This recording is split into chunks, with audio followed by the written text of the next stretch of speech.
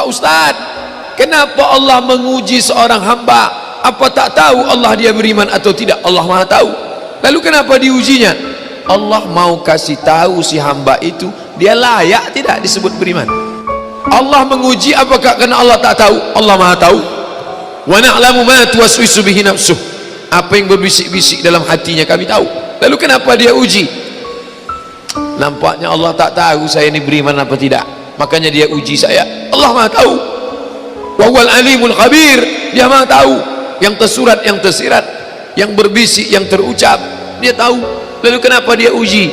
Dia mau ngasih tahu kamu layak apa tidak disebut orang beriman. Dia mau ngasih tahu kamu yang tiap hari mengatakan asyhadu an la ilaha illallah wa asyhadu anna muhammadar rasulullah, amantu billah, raditu billahi rabba, wa bil islami dina, wa bi muhammadin nabiyya wa rasulah, wa bil qur'ani imama. Layak tak kau ucapkan kalimat itu? Maka diujinya. Maka ketika ujian itu datang jangan terkejut, karena orang yang mengaku S2 pastilah dia diuji tesisnya. Orang yang mengaku doktor pastilah diuji disertasinya. Kalau ada mengaku doktor tapi belum menulis disertasi, berarti palsu. Kalau ada mengaku layak menjabati suatu tempat tapi belum teruji, berarti palsu. Yang palsu tak layak untuk menerima hadiah. Bapak Ibu yang dimuliakan Allah Subhanahu wa taala, maka ketika ujian itu datang, pada hari silih berganti itulah datang ujian. Wala nabluwannakum bisyai'im minal khauf. Kami uji dia dengan takut. Ujian yang pertama khauf, takut.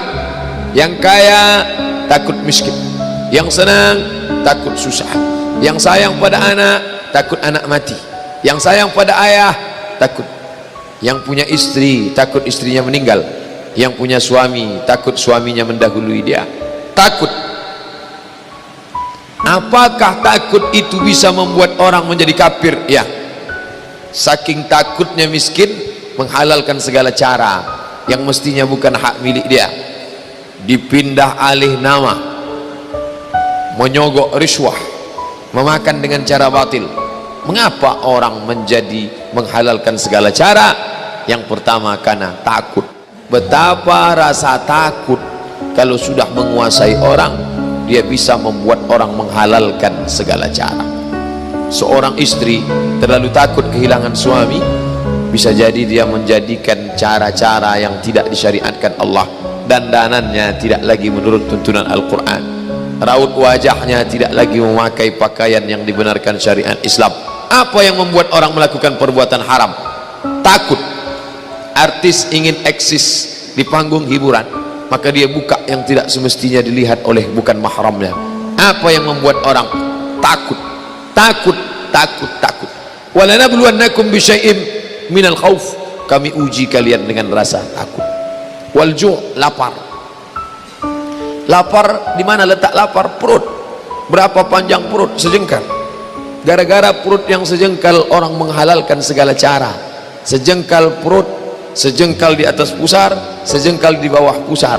Nafsu perut, nafsu syahwat. Kedua-dua nafsu ini membuat orang menjadi menghalalkan segala cara haram. Mati, sakit, takut mati, takut sakit, takut susah, takut melarat.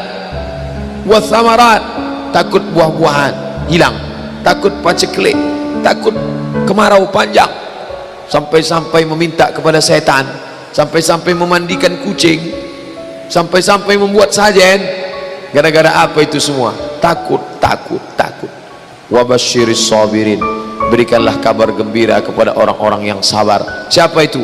Alladzina idza asabathum musibah, orang-orang yang ketika dia ditimpakan ujian itu, apa kata mereka? Qalu, mereka berkata, inna lillah wa inna ilaihi raji'un.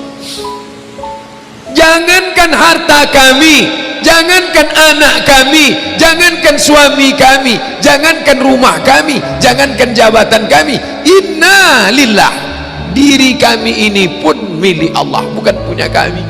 Kalau dia yang punya, apa salahnya dia ambil? Maka ketika harta diambil, salah satu yang membuat manusia kehilangan ketika dia merasa memiliki.